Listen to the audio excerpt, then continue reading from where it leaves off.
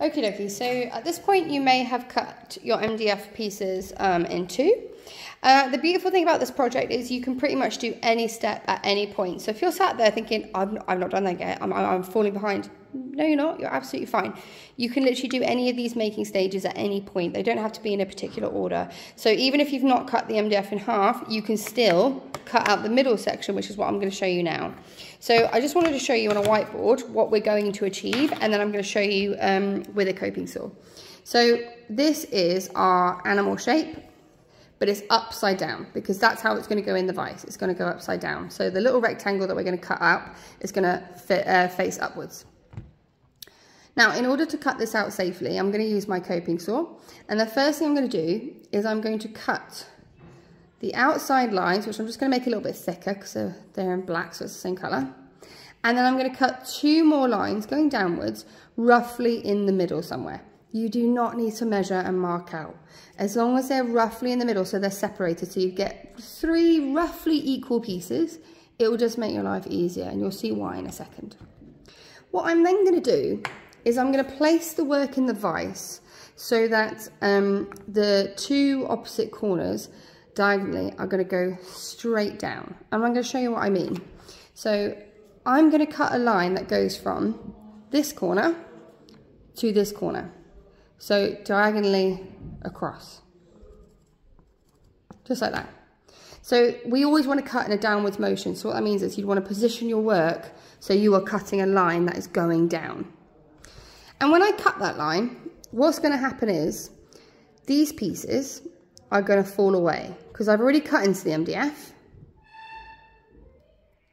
And as soon as you cut across, those top pieces are going to fall away.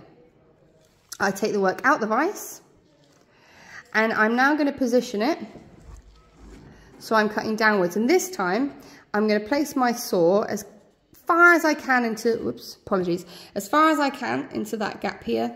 And again, I'm going to cut down to the opposite corner, and all of this will fall away. It will come away. And then I quite literally repeat that process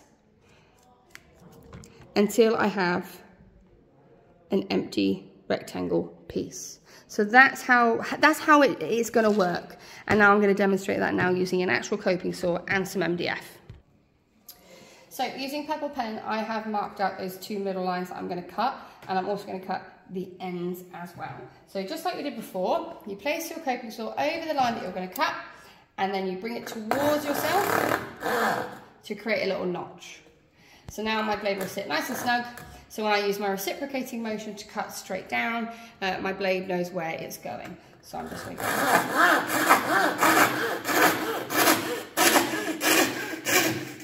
And I've gone up to my pencil line. So I'm going to do that again on the second and on the third line. Just zoom in so you can see a little bit better.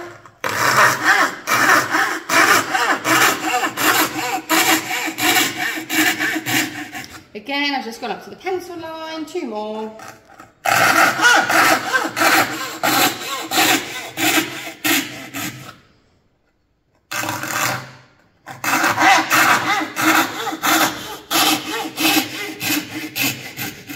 Excellent.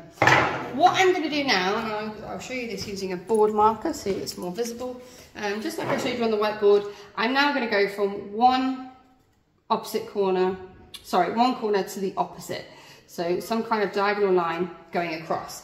Now, the one thing that you must always remember, if you want to cut a straight line, you want to place the work so it's just pointing down to the floor, because all I have to do is cut in a downwards motion. So I'm going to place my work in the vise so I'm cutting that line downwards, which it is. Fantastic.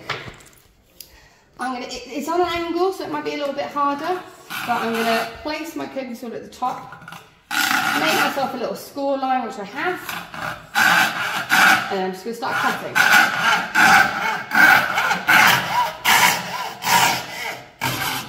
So, raise it up. So remember, we don't want it too high up straight away, or else it'll wobble. Glorified cardboard, it will just snap. And I'm taking my time to make sure that it's going in a downwards motion, so all I have to do is cut down. Oh, there you go, glorified cardboard. There you go. So I've gone down to the opposite corner. I'm going to do the exact same again. I'm going to turn my work around and I'm going to cut in a downwards motion to that opposite corner. And I can have it a little bit higher up in the vise because I'm not going to put my saw blade right at the top. I'm going to put it roughly here in the middle. So I'm going to go for that, get my notch. Now I am holding it because it started to wobble. Remember, glorified cardboard. If it starts to wobble, with your spare hand, you can hold on to the corner. Just keep your fingers away from that blade. Perfect. Now what I can do actually, I might be able to put my blade into that corner and try and cut a line going straight down. So I'm going to give that a go. But I don't want it to wobble, so I'm going to only put half the material exposed. Get it as tight as I can. I'm going to hold on to that edge. There we go. Lift it up. Still going to hold on to it.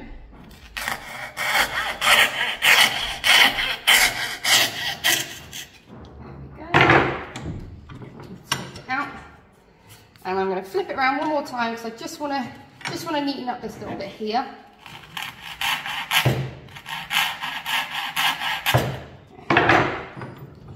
That was actually far too small to sort, so I have to do that with a brace of paper.